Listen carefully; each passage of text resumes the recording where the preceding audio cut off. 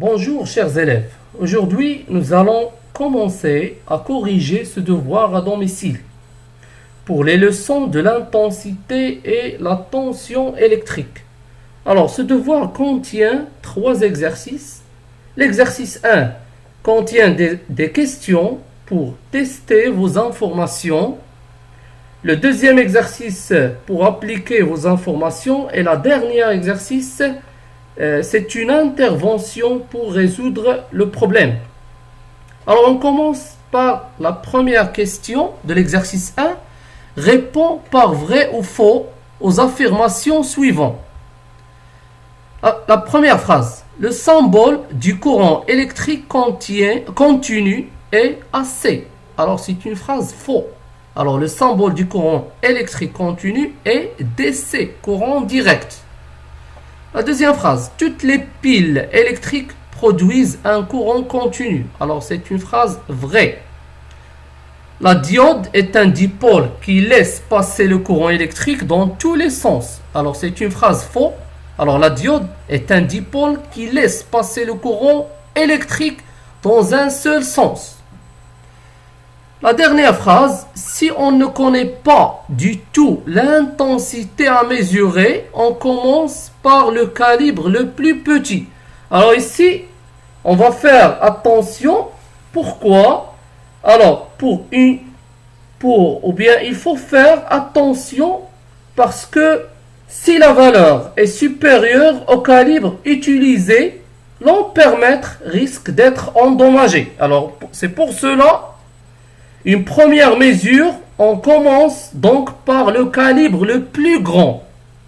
Alors pour une deuxième mesure, on utilise le calibre immédiatement supérieur à la première valeur trouvée. Alors la deuxième question, complétez les phrases suivantes par les mots suivants. Alors il y en a les mots négatifs, U, l'ampère, V, positif, I, le volt et A. La première phrase, on symbolise l'intensité du courant par la lettre I. Alors le symbole de l'intensité du courant, c'est la lettre I. Son unité de mesure est l'ampère, de symbole A. Alors le symbole de l'unité de mesure, c'est A. La deuxième phrase, le sens conventionnel du courant électrique continu est du pôle positif vers le pôle négatif. Alors, le courant électrique s'écoule toujours dans le même sens. Alors du pôle ou bien du borne positif vers le borne négatif. La dernière phrase, le symbole de la tension électrique est la lettre U.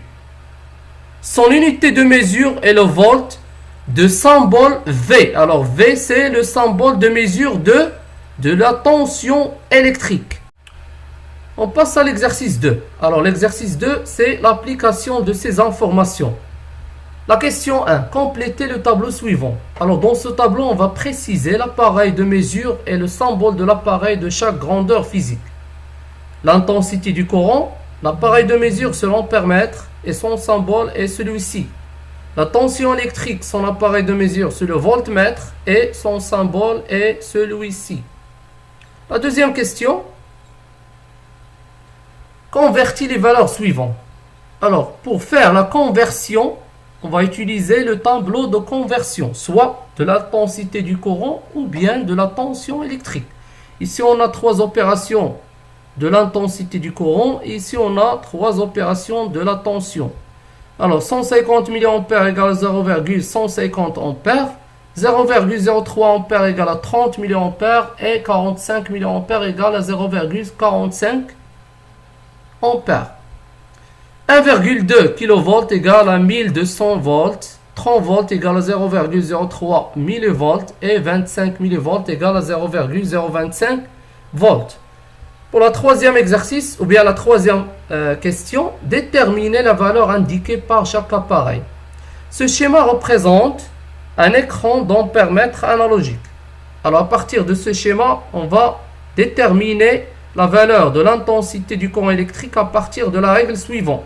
I égale à N fois C divisé par grand N.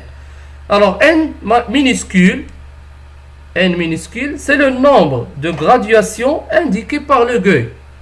C, c'est le calibre. Et grand N, c'est le nombre total de graduations sur le cadran. Alors, on va faire l'application numérique. Petit n, c'est le nombre de graduations indiqué ici, c'est 45, ou bien 64, fois le calibre, c'est 100 mA, divisé par le nombre total, c'est 100, égale, le résultat final, c'est 64 mA. On passe à la deuxième schéma. Ici, représente un écran de voltmètre analogique. On va faire la même, ou bien on va appliquer la même règle, sauf on va remplacer le symbole I par U, égal à N fois C divisé par N. On va faire l'application numérique. Alors, petit n, c'est 32, fois le calibre, c'est 50 millivolts, divisé par grand N, le nombre total, c'est 50, égal à 32 millivolts. Le dernier exercice, c'est une intervention pour résoudre le problème. Alors, dessinez le schéma d'un circuit électrique simple comportant un générateur, un récepteur, un interrupteur et des fils électriques ou bien des fils de connexion. Alors, sont des composantes d'un circuit électrique simple. Alors, on a ici ce schéma, ou bien dans ce schéma, on a ces composantes. Alors, ça, c'est un générateur, c'est la pile. Ici, on a un récepteur, c'est la lampe. Et les fils de connexion et un interrupteur qui est fermé. La première question, ou bien la deuxième question, on va ajouter un appareil de mesure permettant de mesurer l'intensité électrique dans ce circuit. Alors, pour mesurer l'intensité du courant électrique dans ce circuit, on utilise un ampère-mètre. Alors, l'ampère-mètre, c'est l'élément électrique qui mesure l'intensité du courant électrique, branché toujours en série. Alors, en série toujours, alors comme on a dans ce schéma.